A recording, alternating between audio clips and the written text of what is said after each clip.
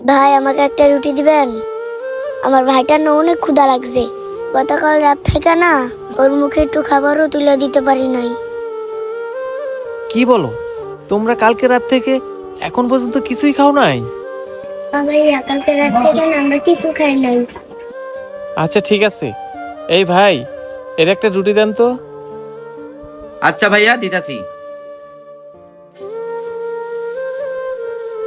এই যে ভাইয়া নেন। এই নাও আপু। ভাই এই নে, তুই এই রুটিটা খা।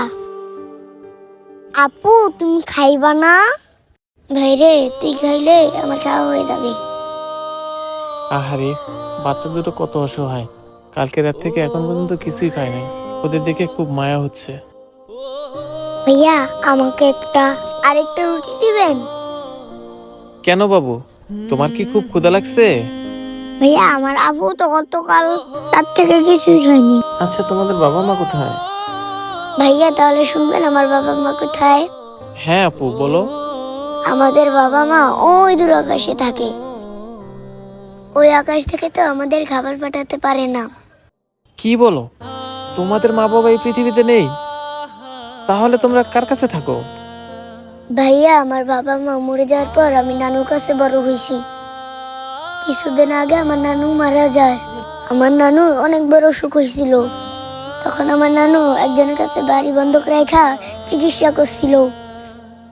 আমার নানু যার কাছে বাড়ি বন্ধক রাখছিল তার টাকা পরিশোধ করার আগে আমার নানু মারা যায়। তখন ওই লোকটা আইসা নানুর বাড়ি দখল করে নেয়। তাই আমাদের থাকার আর কোনো জায়গা নাই। আচ্ছা আপু, আমি তোমাদের কথা পরে শুনতেছি। তোমাদেরকে দেখে মনে হচ্ছে তোমরা অনেক ক্ষুধার্ত। তোমরা আগে কিছু খাইয়ে নাও। এই ভাই, ওদেরকে আরেকটা রুটি দেন। এই যে ভাই, রুটি নেন। আচ্ছা আপু, তোমরা এখন এখানে বসো। আমার দিকে না তাকায় থাকা তোমরা রুটিটা খাও। আচ্ছা ঠিক আছে।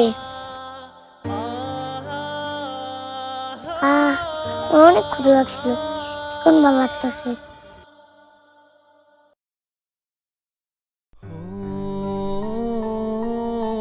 ছোট আপু, জি ভাইয়া বলেন।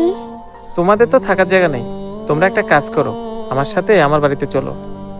ভাইয়া কেন আপনাদের বাড়িতে যাব? আমার বাড়িতে কেন যাবা? তোমরা যদি আমার সাথে যাও তাহলে আমি তোমাদের খাইতে দিব, আবার স্কুলেও ভর্তি করাবো। সত্যি বলতেছেন ভাইয়া? আপনি আমাদের খাবারও দিবেন আবার স্কুলেও করাবেন? হ্যাঁ সত্যিই বলতেছি, তোমরা এখন আমার সাথে চলো।